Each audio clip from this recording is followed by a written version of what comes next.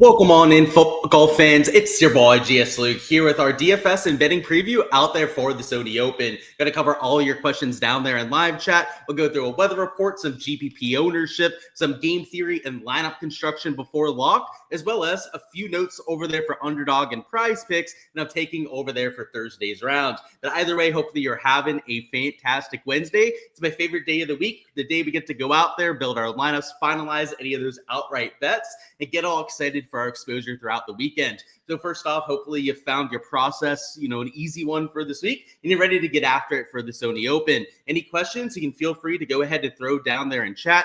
First thing we're going to go ahead is look through that weather forecast. Then we're going to go over and look at questions and DFS stuff. So if you're just coming on into the live stream, feel free to go ahead, pop a hi down there into chat. And of course, any of those questions that you want me to touch on later on. But as promised, the first thing I'm going to look at is the golf course and conditions for rounds 1 and 2. The Sony Open, usually a relatively easy golf course, and pretty much any of the metrics that we look at are a little bit easier than your PGA Tour average. The one real category that's the outlier around here would be that fairway percentage, which is a little bit lower than your PGA Tour average. You've had guys, if you go back to, it says Hideki won this. That is not correct, obviously. They've had guys like Grayson Murray win, Siwoo Kim, some shorter hitters go out there and get the job done. And you've had a few longer guys mix in over the last 5 to 10 years. But for the most part, it's been plotters around this sort of track. So I think that's looking, of course, at the Century over there for 2025. But Sony Open, a little bit of a different test than what we had for that week. But I'm going to focus on those, the weather forecast and how it'll impact play. And it looks like it's going to be breezy, at least for the first few rounds. And we don't have the HRRR to work with, just like we had for the Century. Only going to be for the continental United States. But if you take a look at all 5 models for the first round or so, you're going to see that most of them are calling for some wind. The top 3 models for the first few days are calling for substantial winds pretty much the entire time. You take a look at Thursday on the left, the top 3 models are dark green across the board. And then over here on Friday, even a little bit of yellow and orange that comes into the mix. So the bottom 2 models, maybe a little bit calmer than the top 2. The thing I would note about the bottom 2 is that the Medio Blue and NEM model do have tomorrow morning as a little bit calmer than what you have in the afternoon, whereas on Friday, it's a little bit more consistent throughout the day. So how I read this forecast is that if there's going to be any sort of edge over the first few days, it would be if these bottom 2 forecasts, this Media Blue and NEM, end up being the most accurate out there for Thursday, in that the morning wave gets a little bit of a break tomorrow morning. So if I was playing showdown lineups, if I was trying to find any sort of potential weather edge over there for this week, I might go out there and stack the early starters on Thursday, with the added caveat, though, that it's only a potential weather edge. And big key emphasis on the word potential there, because there's only 2 of these 5 weather models that are even calling for that to happen. So I would say that the far more likely outcome is that it plays pretty flat over Thursday and Friday. But if you're trying to get some correlation, I think the real key, or the real clear way to go about it over the first few days, would probably be to stack tomorrow morning. So that's my 2 cents on the weather. If you take a look at all 5 models, you can obviously make your own conclusions, but based on what I'm reading here over the first few rounds of action, that's the way I see it panning out there. So we'll circle back on the weather when we talk about props a little bit later. I do think it's going to make the golf course maybe a little bit more difficult than what we saw in 2024. Played to about a -1.5 scoring average. Might be closer to -0.5 here in 2025, at least for the first few rounds of action.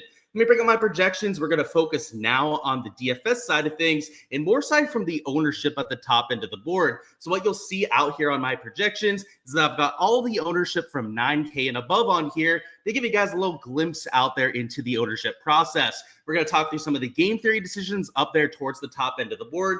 Unfortunately, guys, right, I've got to cut off some of it because I've got a Patreon page that I'm running, and I've got to keep some of it behind the paywall. So from $9,000 and below, outside of a few key highlighted plays, that is going to be taken off the board, but we'll be able to have that decision towards the top end of the board. Let me catch my breath. Let me get a little bit of Starbucks in my system, and let's get this thing going. What's going on, Brant? What's going on, Michael, as well? I'm still a little sick, guys, so sorry if I sound winded. I'm dealing with it the best I can. I've been taking a lot of cough medication and whatnot, but it definitely catches up to me at some points. What's going on, Nick? What's going on, Antonio and Ross? Hopefully you guys are having a fantastic Wednesday. So let's talk some DFS. And towards the top end of the board, ownership is always something that we want to talk about, but usually isn't the end all be all. The reason for that is it's almost inevitable that you're going to be taking some ownership, and you're never going to have guys up here in the 9K range that are going to be sub 5% owned. And if they were ever sub 5% owned, it's usually because they're either injured, they've got some crazy narrative heading into the week that maybe gives them some withdrawal risk, that sort of thing.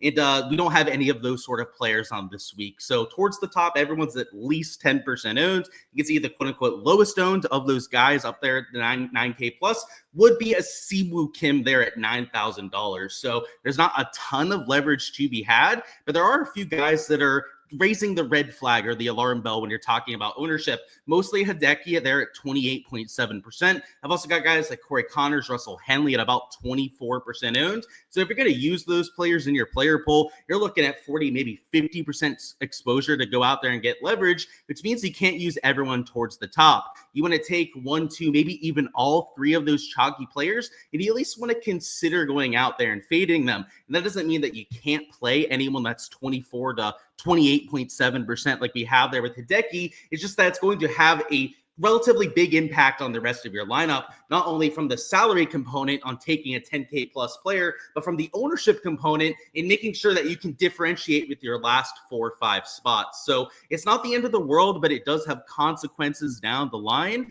And if I'm going to play somebody that's 10K plus, they've got to be a for sure, guy that I was on out there on Monday for me to go out there and want to play them. So I can't tip my hand too much up there towards the top end of the board, other than that there's at least one player that I'm using out of those 3, and I'm fading at least one of those 3 players. That's what I'll say about it. Going on a little bit further, got Tom Kim at 17.5%. I told you he'd be a little bit lower owned than some of those top-end players. I do fear that in some single entries that you're going to see Tom Kim steam a little bit as people try and play the ownership game. When they see the 24, 28% ownership on a Hideki, I fear that a lot of your sharper players and higher dollar stuff are going to go down here to a Tom Kim or Keegan Bradley. So I think it's some of your sharper contests, some of the ones where, maybe it's a higher entry fee that you're entering for this week, you're going to see guys like Keegan, Tom Kim, probably closer to that 20% ownership mark. So these projections over here as labeled are out there for the large field contest, the large field GPPs, not so much those smaller field single entries. So just know that there's probably going to be some variation in the ownership. And I would say if anything in those big single entries, it gives you slightly more leeway to play guys like Hideki, maybe to get to a Corey Connors or Russell Henley, because I think the ownership might be a little bit more spread out. Moving down further, we've got relatively spread out ownership in this 9K range. There's nobody that I would say is really high owned here in the 9Ks, and nobody that would really be low owned.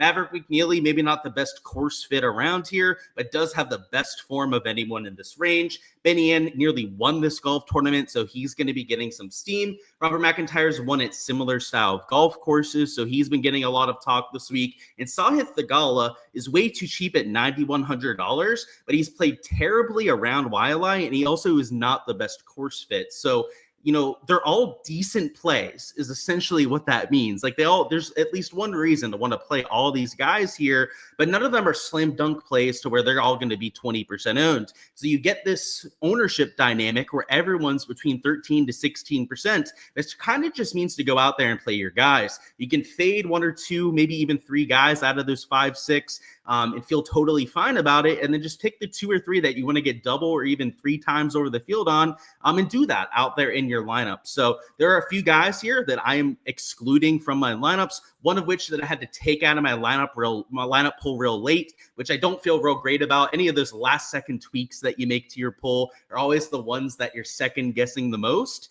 I'll just say it. I took Sahith Theegala out of my player pool. The reason I say this is because always these guys go out there and smash, right? You take somebody out of your player pool at the last second and they end up being the absolute nuts. So if you want to go out there, cover my bases for me, maybe use them in a few lineups, then be my guest, because I'd rather one of us win if he goes out there and has a big week.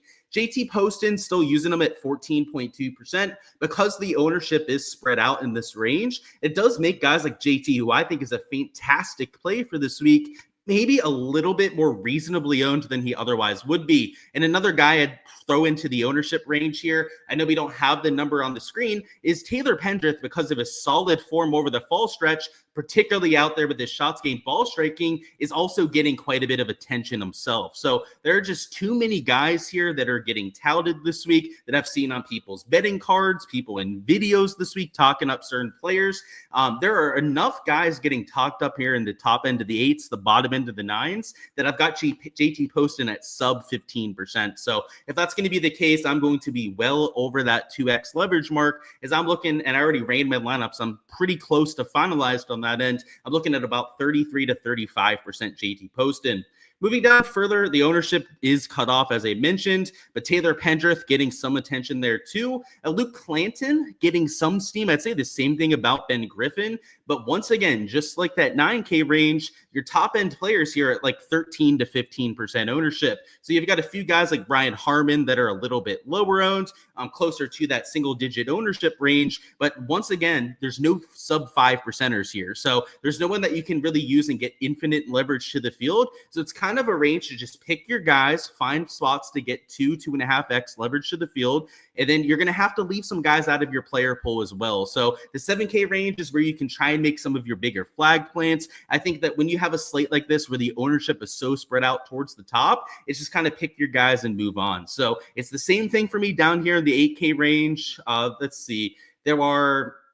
I think it's 50-50. I think I'm playing like half the 8K range. I think I'm fading the other half out there, my 150 max. If it's not exactly 50-50, it's pretty close to it over there for this week. Let's catch up on chat. We'll see if there's any specific player questions. And if not, I'm going to go through a few additional plays on top of my core and value plays that I'm getting to, just to give you a little taste for what I'm doing with my exposure. But let's see, any specific questions? I said, saw dude. I know people that talk like that, or at least in high school I did, that sounded absolutely ridiculous. What's going on? Philly says, thank you for the content. Of course. It's an absolute blast, right? It's golf season, so I'm always going to be here. What's going on? Zach says, thanks as always. Looking like Bobby Mack was ball striking last week but couldn't putt. That is 100% accurate. I can tell you because I was tracking him round around for props and for DFS. How do I feel about the course fit? Fantastic course fit. He won at some more shorter positional sort of golf courses, tracks where you're not hitting driver on every single hole. And even on the DP World Tour, a lot of his better finishes, he had a few at driver heavy courses. He is an excellent driver. Genesis Scottish Open, for example, driver heavy golf course. I mean, Rory won the thing, enough said right there, but his PGA Tour success have come on these kind of golf courses. So I like the comp course history. When I ran that this week, you ran it as an A+, I believe, in the comp course history. And then yet, like you said, the ball striking was there last week. And sometimes you're a little shaky, a little rusty with the putter when you're coming back from a long layoff. That could have been in a little bit. Are you crazy for focusing on morning golfers? I don't think so. So I talked about the weather a little bit earlier, Jamari. I believe around the 3-4 minute mark, you can catch my full thoughts on that if you want to scroll back to that stage. But yeah, what I was thinking with the morning golfers is there's 2 out of the 5 forecasts that look a little calmer tomorrow morning. And I stress the word a little because it's like 3 to 5 miles an hour for an hour or two. So if it is going to be calmer for an hour or two, maybe it's 3-4 hours during the morning wave. That could be a half a stroke or a stroke difference. The issue is that's only 2 out of the 5 models. So I don't think you're crazy for doing that, but it's a sketchy weather edge at the very best. How do I think Doug Ghim will perform? So I like Doug Ghim at courses where you don't have to score very much. And normally the Sony Open, I'd be a little sketched out because of the putting. But the windy forecast, days 1 and 2, makes them a little bit more viable in my opinion. Now, I guess to tip my hand, it's not somebody that I'm getting exposure to this week, but he is the kind of play that I was considering using. So he's well within play. Seems like the kind of golf course, at least conditions-wise, where he could play well. Not seeing a lot of Eric Kulov, and yeah, let's keep it that way, Kim. I'm using them myself, and I don't want them to get a bunch of steam. Jamari says Weather Channel has it in the 5 to 7 mile an hour range. Yeah, if it ends up being correct, then I could get to it. But I like looking at all the different models, Jamari. That only uses 1 out of the 5. So they're probably looking at one of those last 2. The other 3 is where it gets a little sketchy there. So, and the weather model, the Weather Channel is using all the same data, just a little bit less of it than what we're looking at.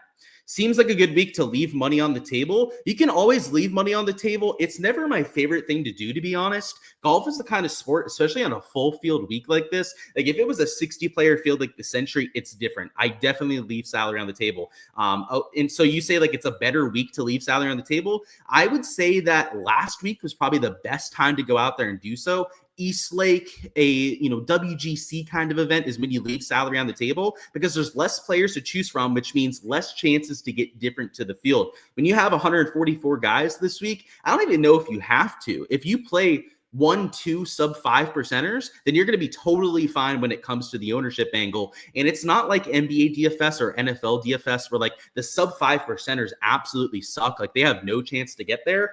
You've got a lot of really good plays. I mean, we'll go over a lot of them here in this live stream here in a few minutes that are viable at sub 5%. So I would say you can leave salary on the table. It's something that I do for certain events. I just don't know if it's my favorite this week.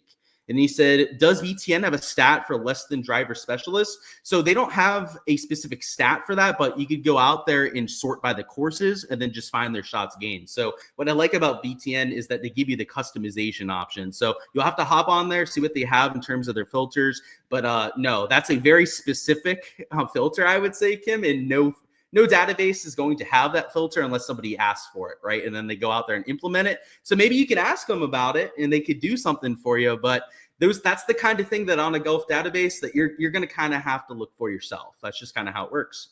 All right, let's go through a few things on here. So what I'm going to do is go through a few of these additional plays, and one of which is going to be Luke Clanton, who I thought was going to be insanely mega chalk, because when I ran my projections, he is by far the number one projecting play, which makes sense when you consider his form. You're talking about a player whose his average score on Draftkings for like Draftkings DFS this year was like 90 fantasy points per week.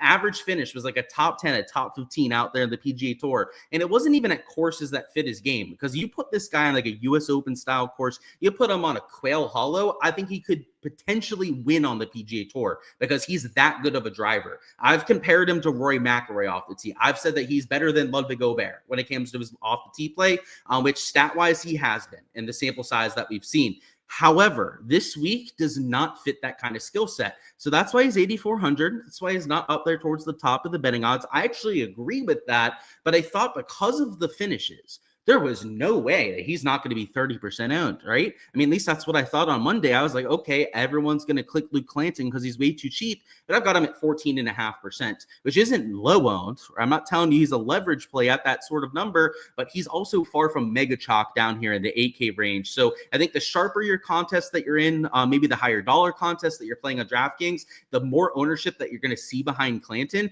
just because I think the sharper people are going to jam him into lineups, and as they should, based on what we've seen. But $8,400, 14.5%, like you give me all the Luke Clanton, I'll probably be around 25-30%, which would be getting close to 2x leverage, if not just slightly over that. Still playing some Ben Griffin, Sepp Straka, but for my full thoughts on those two, you guys can check out the DFS preview, which was posted on my channel on Monday. You can see the ownership on both those two players. Both core plays that I was getting to, I've already bet outright, and they're sub 15% owned, so no complaints for me right there. Same thing with Berger. I've actually got him at sub 10% ownership. I thought he might be getting closer to 15% early on Monday, but that 9.6% mark doesn't scare me at all. Play I want to point out here, though, is Nick Dunlap at $7,300. Another one of these young studs that has won twice on the PGA Tour already, and that was in his first season ever on the PGA Tour, and he's $7,300. He's AM Wave, so if you're looking for a weather edge, I guess he would be on the right side of the draw if you're leaning into that. Personally, guys, I'll tell you, I guess I didn't mention that with the weather section. You could look at the AM guys. I'm not playing the weather whatsoever this week. I just think it's way too inconclusive to go out there and go all in one direction or the other. I haven't done it yet, but there's a chance I take like 15% of my lineups and then allocate them towards only AM Wave starters. But that's about the most that I would do on a week like this. But yeah, Nick Dunlap, he's on that side of the draw. So if you were doing that, you could include him in those kind of lineups. But the key differentiator here is he's sub 5% owned. I know the form the last few weeks, specifically last week, wasn't the greatest for Nick Dunlap, but you're talking about one of the best birdie makers we have in this field, somebody that makes a bunch of putts over there on Bermuda Grass, and then historically has been really good on these shorter courses. Nearly won at the Fedex St. Jude Championship. His second win on the PGA Tour came at a shorter kind of golf course like this, and this just feels like the Nick Dunlop week to come out here at $7,300. I mean, heck, a top 10 would be enough at 7,300, but he's got legit top 3, top 5, or even winning upside at this kind of golf course. So kind of like Luke Clanton, I thought at 7,300 that people would just be jamming Nick Dunlop. Like, he's not clearly the best play in this range. Like, people are getting the Echeverria as they probably should. Heck, there's people even playing Doug Gim as they probably should this week. But out of all the names here, the most mispriced, in my opinion, was clearly Nick. And you don't have that kind of steam getting behind him. So a guy I thought would be 10, 15% owned that we're getting at only 4.6%. Hopefully he doesn't get any sort of late steam, but that's what we're looking at right now. I'm also taking a Patton Kizzire at $6,900, a player that played extremely well during the fall swing, was able to go out there and get a win, and is also sub 5% owned. Now, 4.8% is actually one of the higher owned players here towards the top end of the 6K range, but he's still sub 5% owned. So it's not like you're taking that player and having to worry about having chalk at that position. He's just not getting you as different as some of the other guys around him. But what I like with Patton is that he fits these shorter positional golf courses. He's a great putter on Bermuda grass, a really solid player from 150 yards and in, where a majority of your shots are going to come from. I guess a slight negative would be that he's in the PM wave, but if you're not playing a full weather edge this week, and honestly, I don't think most of you should be playing a weather edge, but you can consider it if you wanted to in lineups. Then Patton Kizzire would make a lot of sense to mix into lineups. And then the last play, actually, it might be one more after Brendan Todd that we talk about, but the good old troll Brendan Todd is somebody I want to bring up. He's $6,700. He's only 2.6% owned, and he's a past winner around this golf course. He's played extremely well around Waialae, which makes sense given his short off the tee ability. I mean, he's not the longest player. He's also more precise than he is long off the tee. And you play him at courses like this, the Worldwide Technologies Championship, which used to be played at Mayakoba. He destroyed that golf course. Another one that's more about your accuracy than your power. He plays well at the RBC Heritage. He plays well at the FedEx St. Jude, another one of the comp courses that I'm using for this golf tournament. So at 2.6%, you can see he's one of the best Bermuda grass putters that we have in the world. He's not playing well. I mean, look at this. The projected cut rate's super low because of the form heading in. He's losing nearly 3 strokes per round, but you've had some weeks off. You have a chance to go out there, reset, go out there and, hit the panic button, figure it out over the last month or so, and hopefully he can be better here at the start of 2025. And then maybe the last play, maybe second to last. Yeah, last play we're going to go through here, as I thought, is Tim Whiting here at 0.5%. And if you don't know Tim Whiting, guys, you're going to know him by the end of the year. Every year when we get to this first full field event, I have one guy for you that you're going to want to play in lineups out there for the first week. And it doesn't mean that he's going to go off this first week, but Tim Whiting, guys, is going to be in the Rookie of the Year conversation. He was unbelievable on the DP World Tour this year, and it wasn't just that he had a few flashy finishes. Tom McKibben, by the way, over there going to the Live Tour, another guy that had some really good flashy finishes. I was really hoping that we get to see him on the PGA Tour, but it doesn't look like that's going to happen. But Tim Whiting, I'm really glad that we're going to get to see as well. He's a little bit older. He's not that young, up-and-coming prospect like you'd have with a Tom McKibben, who's in his young 20s. You've got the older, wily veteran who's finally earning his way to the PGA Tour. And this guy made a fuck ton of birdies in 2024. And by that, I mean like the top 5 of any player on the DP World Tour. Not only did he go out there and pretty much make every single cut, and he had a ton of top 20s. It's like the Corey Connors of the DP World Tour, but you're talking about a guy who made a lot of birdies too. So not only was he consistent, but he consistently made a ton of birdies. I think the best comp we have for that on the PGA Tour is like a Sungjae Im, because he plays every week, he makes a bunch of cuts, he gets you those top 20s. He doesn't always win or finish top 5, but he's making a ton of birdies. Like there was 3-4 years where Sungjae Im was always number 1 in birdies made.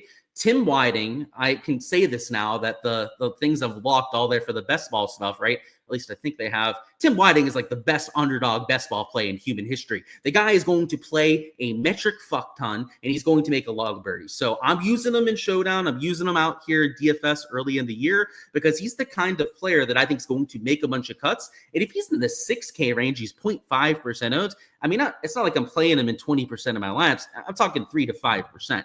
we're talking about just a sprinkle out there in my 150 max, but that's 6 to 10x leverage right there, right? I mean, I'm well over the field if I'm taking 3 to that 5%. So he's the kind of guy that I'm going to try and be early on. If you guys were watching the DP World Tour, if you guys were watching the Corn Ferry Tour, you probably have your guys. And I guess to spill the beans on a few others, because I'm feeling like a giving mood right now. Jesper Svensson, get used to the name. You're going to see Jesper Svensson around here for a long time. He's $6,800, by the way, out there for this week. What I'll say is that he has no experience on Bermuda grass. He has not played over here at all. So that's the huge red flag over there with Jesper. Luckily for Tim Whiting, I guess I should have mentioned this when we went over the play. Anytime he's played on Bermuda, he gains over 0.75 shots gained per round. So I'm not as worried about Whiting as I would be with like a Svensson, but the kind of guy that at some point I think you're going to see showing up on leaderboards. What is it? Capen or Sapan? I don't know really how to say his last name. I've just seen him on so many Corn Ferry Tour leaderboards that I know you're going to see him. So let me find him real quick. He's Frankie Sapan. Okay, let's do that. There he is. There at $6,600. You could take a look at him maybe for a few tournaments early in the year. What I'd say about Sapan is that because he is a Corn Ferry Tour guy, you probably play him on Showdown because he's a little bit more of a loose cannon.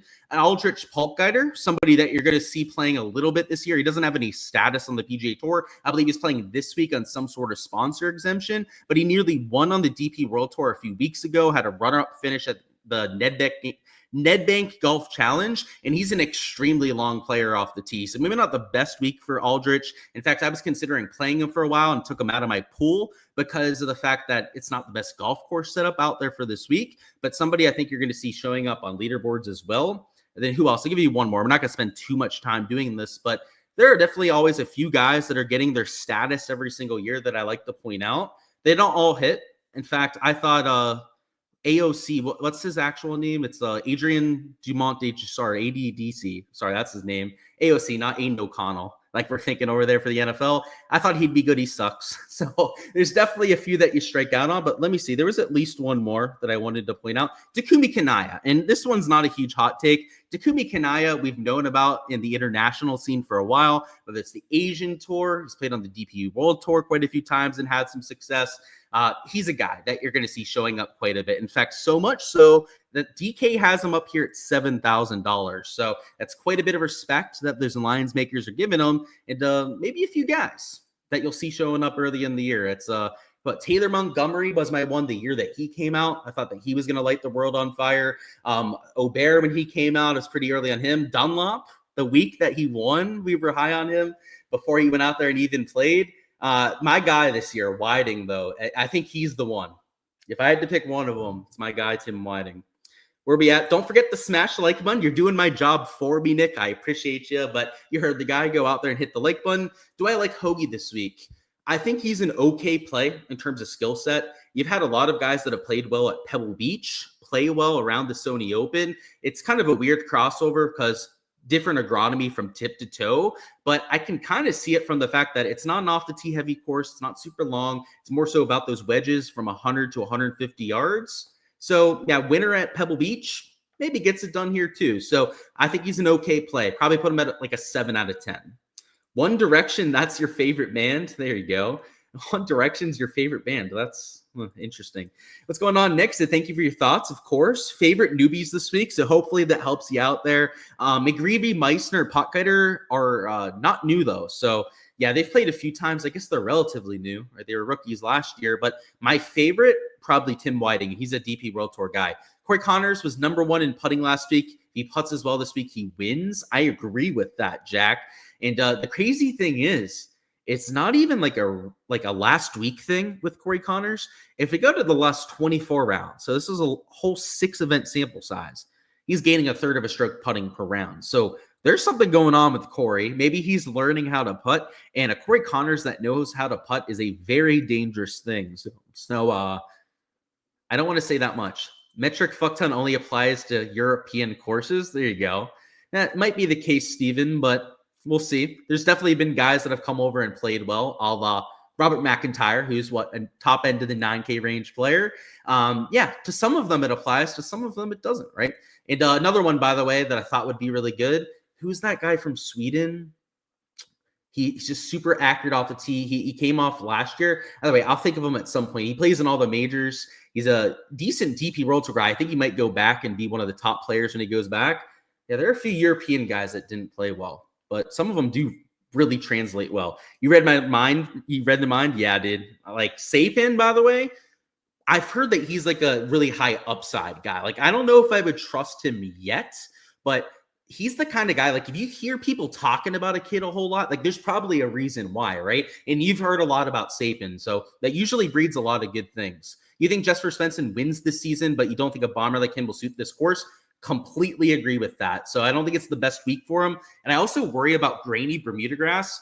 At least a lot of what I've noticed with a lot of the DP World Tour guys is that when you get them coming from grass that looks nothing like Bermuda to the United States, they don't really struggle on the POA. They don't really struggle on the bent grass because it doesn't have to deal with that grain. But Bermuda, they tend to struggle.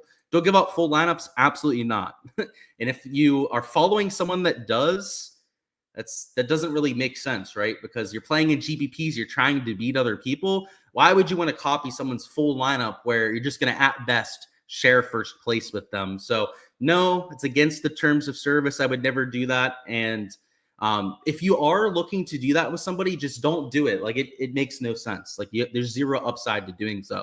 Like and by the way, if your thought process is like, oh, I don't care about finishing in first, like I'm just trying to copy a winning lineup, min cashing a DFS is not going to win you money. Let me tell you that. You need to be winning first place. What's going on? Ryan Gerard is the Corn Fair guy to follow.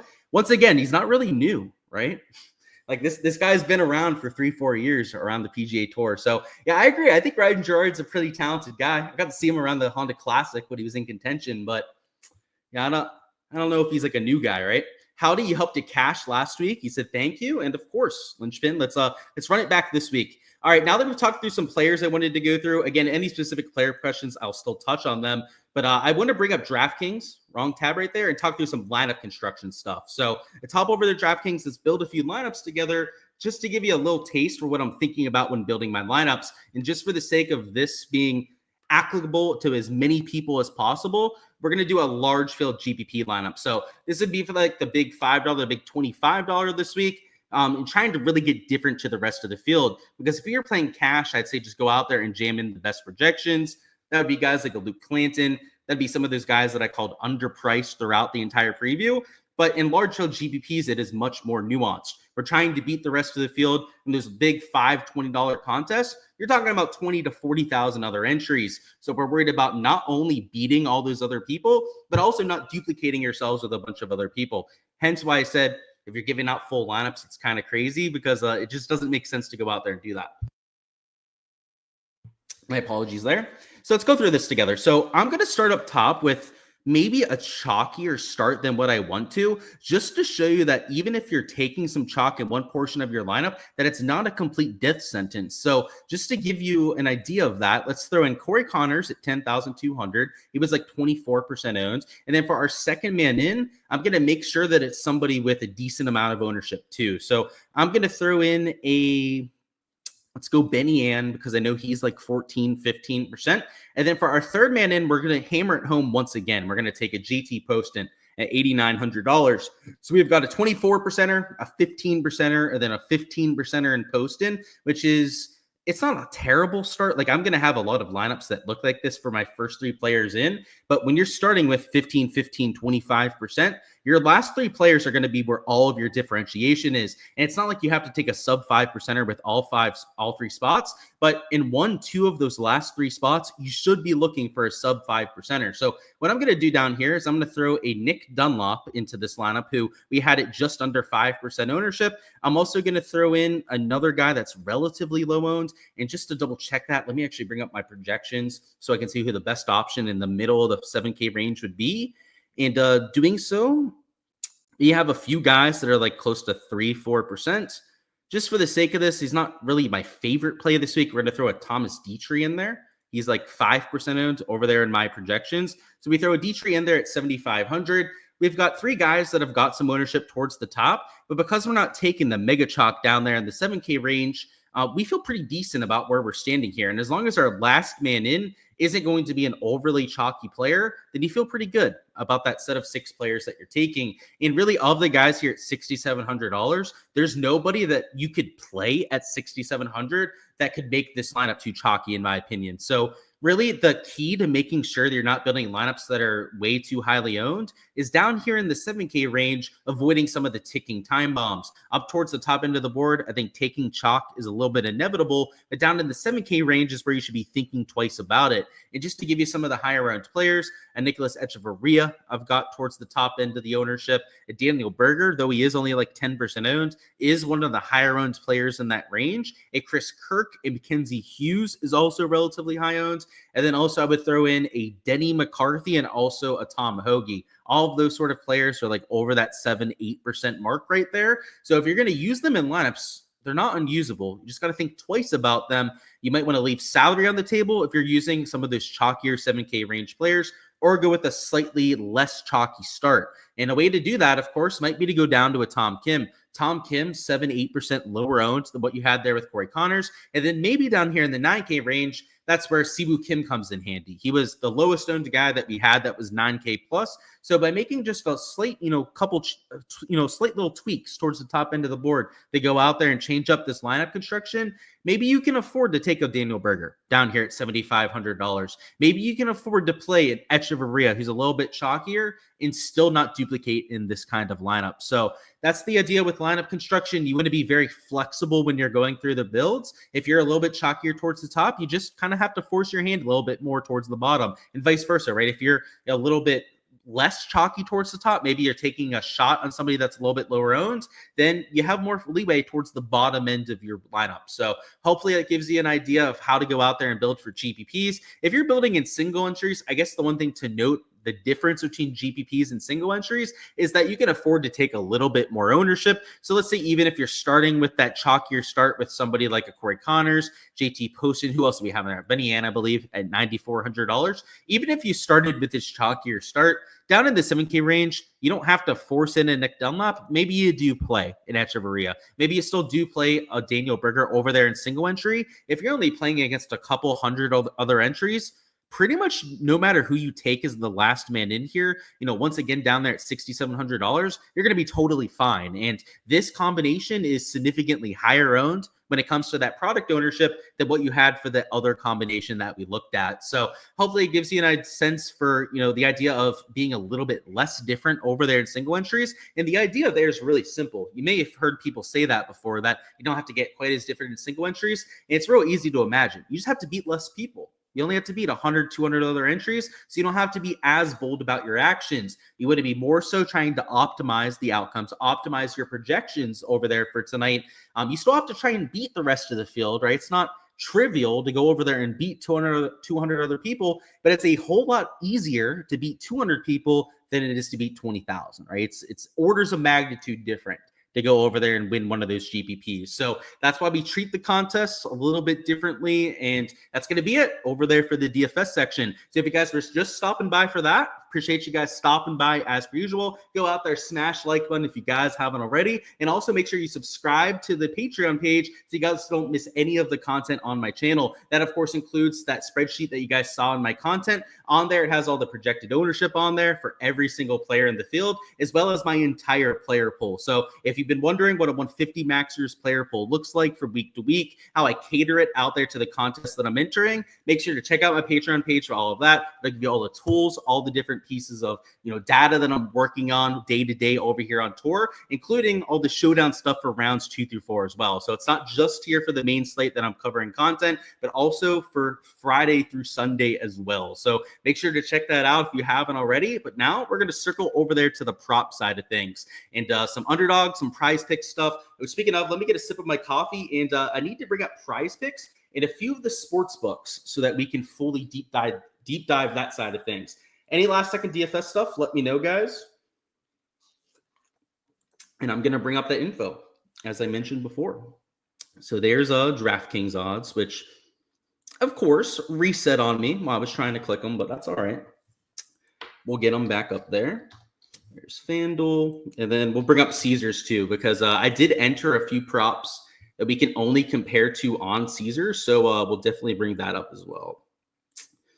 Fairways and bogey props, that sort of thing over there on Caesars, which aren't posted on sites like Draftkings or Fanduel. So, all right, looks like we're good to go. Let me catch up on any questions down below. And by the way, for the showdown stuff, that is going to be on the Ship It Nation YouTube channel, just like it was last week. So make sure you're subscribed over there so you guys don't miss that as well. Where are we at? You were just funning? I know. And I know, bro. Trust me. And I will say, though, that you made me think of, I'm trying to think of that guy's name still, that accurate driver from the DP World Tour. He's Swedish. He has a buzz cut. His hat's too big for his head on his mugshot picture. At some point, it'll come to my head. Like, you can tell that I know who I'm thinking of. I just can't think of the name. So, all right, let's go through a few things on here. So, most of my exposure to this point is over on the prize pick side. But one of the slips I took, you can take on underdog. So I'm just going to give you that slip on the underdog side so I can give you some of the other exposure over there on prize picks. So let's go through this. Let's bring up, who was it? It was a good old Joel Damon that we took. And this may or may not have bumped, so we'll have to see. It has not bumped yet over here. And then the other prop is JT Poston. So this was the slip that I actually gave over there on the Bet the Number blog. So if you guys haven't been paying attention this year over there to my X/Twitter, if not, you probably should be, because I post a lot of nice little tidbits over there on my feed. But what I've been doing this year with Bet the Number is I've been posting a blog for every single golf tournament, completely breaking down the golf course stat-wise. So giving you guys the averages at each event, approach breakdown, how to model for each golf course. And then at the end, I give you guys a free play as well. So this was posted for free already on the Bet the Number blog. So if you've read it, you already have this play for yourself.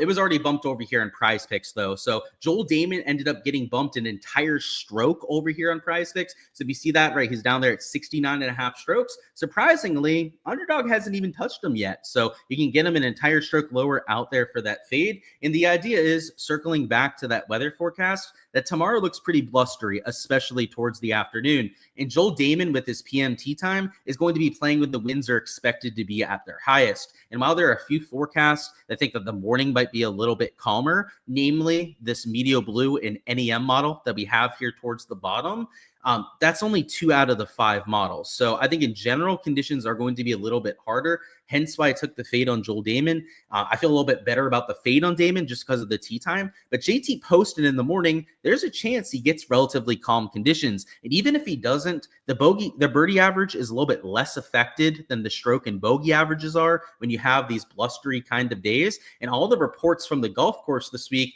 were that it's relatively soft out there, that the greens are spongy, that it's going to be darts even out of the rough, this long 2.5-inch Bermuda grass rough, that you're still going to see a lot of guys making birdies. So that's why I took the over on Poston. This morning, they had a lot of the guys on Fanduel at 4.5 and juiced over. Now, they still have a few guys like Corey Connors juiced over. You can see Hideki, right? He's like minus 150 versus over at that number. But guys like Keegan Bradley were minus 140 over. So when I took this for the over, guys like even McIntyre were like minus 140 for the over. It has started to shift a little bit as they started to adjust for some of the weather forecasts. But even as is, I would still take it a birdie for the over as long as it's an AM wave golfer. If they were in the PM wave when it's going to dry out a little bit, also when the winds are kicking up, I might not be as bullish about that. But I just think that they may have overreacted to some of those early starters, especially if these bottom 2 forecasts end up being the most accurate. So we're going to have to see what ends up happening out there with the weather tomorrow. But based on what I'm seeing, this wouldn't be a bad combination and something I've already entered on multiple sites. And the place to do it's really over here in Underdog because it gives you a higher payout. You can see over here it's 3.24x. When I played it on Prize Picks, it only gave me a 3x payout just because they structure their payouts a little bit differently. So definitely, if you haven't taken that yet, if you haven't already seen the breakdown and video, go ahead and check it out. And speaking of, I'm actually going to bring up the blog and put it down in the live chat. So if you guys haven't seen it already, you guys can like subscribe to it because I'm posting these every single week. It's not just for this golf tournament, and you're probably going to want to check it out because with how they bumped that first one, they bumped the Damon prop relatively quickly there. You're going to want to be there quickly if you want to catch it for free. So that's it over there on the Underdog side. Now let's go over to Prize Picks where I have a little bit more exposure that I've gone to. So let me think of my favorite props that we're going to take. So I think maybe my favorite combination that I took pays 3x, even though it probably shouldn't. So I'm going to take this Russell Henley under on greens, and then I'm going to go down here, and oh wow, they took all these off the board. So I guess they still have Zach Johnson up for bogeys or pars or better, and we're going to take him for an under on pars or better. And here's the crazy thing here, because this is the combination that I took. For whatever reason, when you take Zach Johnson's under on pars or better, it gives you a full payout over here. And what you'll see about his tee time is that he's got a late tee time. He's going off in the PM wave tomorrow. And for the year, he was number 102 on the PGA Tour when it comes to bogey avoidance. So he was already well worse than the PGA Tour average when it comes to avoiding bogeys. And the bogey average last year at this course was 2.6 per round. So that was on easier conditions. You can see his scoring average was 1.31 under par. I think the scoring average this year is going to be around minus 0.5 to maybe even minus 0.25. So to get to a -2, which by the way is what Damon would have to get to cover that kind of line, that'd be gaining like 1.5 strokes to the field. And considering that Joel Damon, by the way, has lost strokes to the field in like 10 of his last 13 events, you can see why I'd be taking the over there. It's at 68.5 strokes. Over here on the prize pick side, Zach Johnson is at 2.5 bogeys or worse. And the average last year, when it was easier than what we're going to see tomorrow, was 2.6 per round. So you can see why I'd be on the over there. And just to add some golf course stuff on top of that, this is the kind of golf course that has 2 converted par 5s that are playing as par 4s this week. Hole number 1, and I believe it's hole number 13, are the converted holes. 1 and 13 are like 520-yard par 4s. Somebody like Zach Johnson, especially if the course is spongy and softer this year, are going to have a really hard time getting there in 2, especially if they're dealing with a nasty headwind or potentially even a nasty side wind could be an issue for them. So that's why I'm taking that under on pars or better, which is essentially an over at 2.5 bogeys or worse. And just to show you why, this is one of the lines that we can only see over here on this site. So let's see, where's fairways? I may have passed fairways, I guess. Yeah, there it is. Sorry, what am I thinking? I'm getting ahead of myself. Fairways is another prop I took. Sorry, the bogey or worse board that I'm trying to get to here, you can see they have a bunch of these elite tier guys at 2.5. So like a Tom Kim is at 2.5, but he's juiced under. Maybe the one that's closest to even money would be this Billy Horschel one, which is minus 145 under. Zach Johnson is way worse than Billy Horschel, and he is, multiple tiers below some of these elite tier guys over there. So, Zach Johnson, it's not like he's been playing horrible golf this year, but when we're getting to fade a guy to essentially go over the bogey average last year, that's a clearly below average player. Like, I'm going to do that all day, especially when we have 2 fades correlated here together, and it is still giving you a full 3x payout. And then the other prop I took was this under on Russell Henley greens regulation, who also has the later tee time. So it's a little bit, confusing. It's a little bit like just misleading having this 1250 on there. Both of these guys are later tee times. And Russell Henley, the reason why I'm on the under is he was number 150 on the PGA Tour last year when it came to hitting greens regulation. Number 150 out of everyone. So, one of the worst that you have of anyone in this field. And the average last year was 12.44 per round. In the PM, he's going to have the highest wins of anyone in the day, maybe even slightly drier greens with the winds drying out the conditions. And last year, even in a top 15 finish, he went under this in 3 of his 4 rounds. And you're talking about conditions in round 1 that are going to be a little bit harder than what you had last year. So I think the green regulation average is going to go down to probably about 12 per round. So for Henley to go over this, he's going to have to gain 2 greens to the field when he is one of the worst green regulation guys that we have in the field, which is kind of surprising because Henley's a very consistent player. I guess that just shows you how good of a short game he has if he's able to go out there and keep pars on the board. But yeah, this combination would normally only pay 2.5x because it has 2 fades together, but it pays 3x for whatever reason. So that's the slip over there on prize picks. I guess just to give you the other prop that I was thinking about, it is this over on Corey Connors fairways.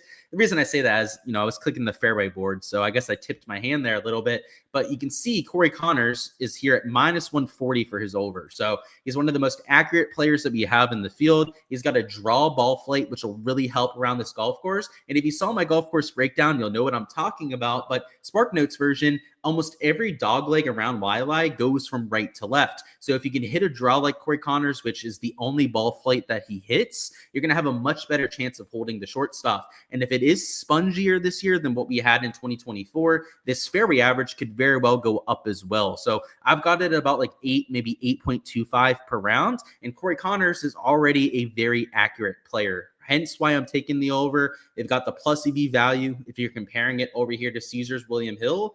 And you can see why I would be on that side of that. So that's a 5x payout right there.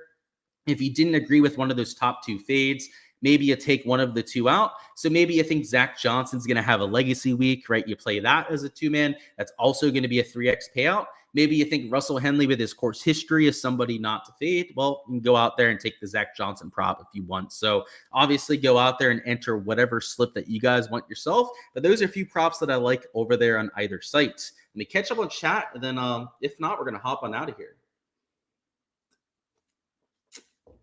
I don't know who that is. I'm terrible out there with the references, Brant, but I'm assuming it's a good one because you've got some good jokes out there. What's going on? He said Sahith under 4.5 birdies has the later tee time. So I was looking at that. I was looking at his over on strokes as well. The reason why I think the over on strokes might be the better play out of those two is that there's some water around this course, and there's also some really tricky around the green shots. And in the past, that's been his undoing around here. It's been big numbers, doubles, triples he's made around the Sony. And it's been why he hasn't had any top finishes around Waialae. So I might side towards the strokes. But yeah, those PMT times, man, I haven't fired on a lot of the fades yet myself. I think I kind of want to see the conditions in the morning before I go out there and do it. But yeah, I've been looking at them, and Sahith was one of those players. Keith's at 4 birdies. You're saying good push equity. So I was looking at it myself, man, but the issue is the form. He has been complete utter dog shit over the last few weeks. I think over his last 4 events, he's averaging like 2 strokes lost per round, which is exactly the opposite of what we want to see. This isn't really the kind of golf course that he plays well at either. You really would rather play him at a longer, more difficult off the tee test. And this week, he's going to have to take driver out of his hands for at least 5 or even 6 of the holes. So it's not my favorite course fit, man. That's the issue, and the form's not great. But he is the number 3 birdie maker on the PGA Tour, and he's priced just higher than the average. So you would think that that would be a good thing for his chances. The issue is that you're catching him at maybe the wrong time. What is the app I'm looking at for stats? PGA Tour app. And you said you like those 2-man fades a lot. Now, for sure, that's what I did for a lot of mine. Like, especially this 2-man that pays 3x, by the way. Like the one where we took the under on greens and then the under on pars. That paying 3x isn't something that is definitely a mistake. Like anyone else you took, by the way, if you took like an under on greens and then an under on anyone else's pars on the board, it wasn't giving you that 3x payout. So maybe a mistake that they went out there and did, but hey, I'm not going to complain about it. And by the way, just to show you this, Mark, because some people don't realize this about the PGA Tour site, let me show you where you find all these stats. And what I'm looking at, by the way, is their 2024 stats. So I'm taking a look at all of last year. So if you go over here at the top end of the PGA Tour site, it's going to say stats. Click stats. And then you can click on any one of these categories. So just for the sake of this, I'm going to look at green regulation rate just to show you this. So you go down here to greens regulation. And then what we're going to do here is we're going to change it to 2024. Because if you look at 2025, it's only last week, right? So it's a 1 event sample size. Just it's completely useless. Over here for what we're looking at, you type in 2024, then we type in Russell Henley, right? Type in Russell Henley, and he's exactly number 150 when it comes to his PGA Tour ranking, right? You go over here to stats and go to scoring, for example. And then what we want to do for the Zach Johnson one is go down here and we'll hit bogey avoidance. Do the same thing. You go to 2024. You look up Zach Johnson, and I know I'm an absolute sicko, but yes, he is exactly 102. On the PGA Tour in the category. So I know these rankings much better than I probably should, just because it's like what I stare at all day when I'm doing my prop analysis. But yeah, that's how you find it, man. It's over there on the PGA Tour site. It is completely free, which, by the way, is, paying for golf databases is important for certain stats, but like for the stuff like bogey avoidance, stuff like that, you don't even have to have a golf database for it. The golf database is more useful for trying to look at sets of data, right? When you look at the last 24 rounds, if you just need to look at one specific number, like PGA Tour site has got you covered for a majority of things. You're trying to model for an event, it's a lot different, right? That's when you're going to want to have a golf database, some way to run the metrics, that sort of thing. But for golf prop betting, at least for like very specific stats, it's great what the PGA Tour does. I think it's half the reason that people like betting on golf is that the stats and being able to research plays, players, all of that is as easy and as accessible as any of the sports leagues out there. I mean, it's like the NFL, right? NFL, all that free data out there for people to look at. It's not like that for every sport. Like hockey, sports, even like baseball, it's a little bit harder to find those advanced metrics, and they're not all widely free out there either. So just want to throw it out there. If you're not already using the PGA Tour site, I know a lot of you probably are. Make sure to check it out. And yeah, that's all we've got out here for the live stream. So I'm going to go ahead and cut it off there unless there's any last second stuff we need to go through. But we went through Underdog, we went through Prize Picks like I wanted to. Pick 6 with their payouts is an absolute scam. So I'm not even going to go through them. They are a waste of time to go through with the kind of payouts that they're offering. But of course, for all the different pieces of exposure that I'm playing out there for round 1, make sure to check out my Patreon page. A few other different props that I've already entered myself. And as I mentioned, I want to see those early scoring conditions, because if the AM wave is playing hard, and that's before the wind really kicks up, and those PM guys, I'm going to be looking at for some fades. So, for example, over here for PGA, I brought up the odds to show you this, but like Brian Harman's at 67.5, he's 68.5 over here on these books. You can see him there, right? 68.5 strokes. You've got guys like Russell Henley at 67 strokes. He's at 67.5 over here on this kind of site. So, like, you can find some value. Earlier, he was like minus 125 over. So now he's minus 125 under. So maybe not the crazy value that we had before. But there are some guys on here. Like, let me find a good example of one for you. Like, okay, Ben Griffin ended up bumping. He was at 67.5. But, like, Taylor Pendrith is like minus 150 over.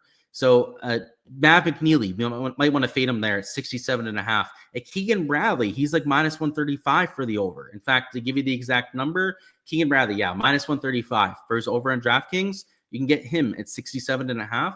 If conditions are as tough as I think the sports books are leaning now, you can see all of them changing their odds, then maybe we have to take some overs when we get closer to lock. But I already gave you guys those 2 slips. I feel pretty comfortable about where we're at. Mostly fades at this point. A little birdie over there for JT Poston. I think if you're going to do that, though, right, if you're going to take a chance on a player to play well, make it an AM wave guy, right? Make it somebody that's starting in the first half of tee times that could have slightly more favorable conditions. But that's all I've got, guys. Appreciate you guys stopping by as per usual. Gonna have the showdown live streams on the Ship It Nation YouTube this week, and then afterwards the prop and betting live streams over here on my channel. It'll be with all the Underdog and Prize Picks exposure for rounds 2 and 4. So stay subscribed so you guys can catch all of that content to come, as well as for all the 3-ball and matchup stuff as well. Something I've been trying to focus on a little bit more here in 2025 is the Hard Rock Bet markets and some of those 3-balls and matchups, because Bet the Number has been massive out there on that end. They've started to give a lot more data when trying to break down those 3-balls. So I'm starting to use them more, trying to find a few edges over there from round to round. And we've been doing a lot of that as well. So make sure to check out the Patreon page if you guys haven't already for all of that behind the scenes content. Use code Gsluke over there at Bet the Number when you're signing up for a discount off any membership. But that's all I've got over here for the preview for the Sony Open. Let's have a week and hopefully take down a GPP or 2.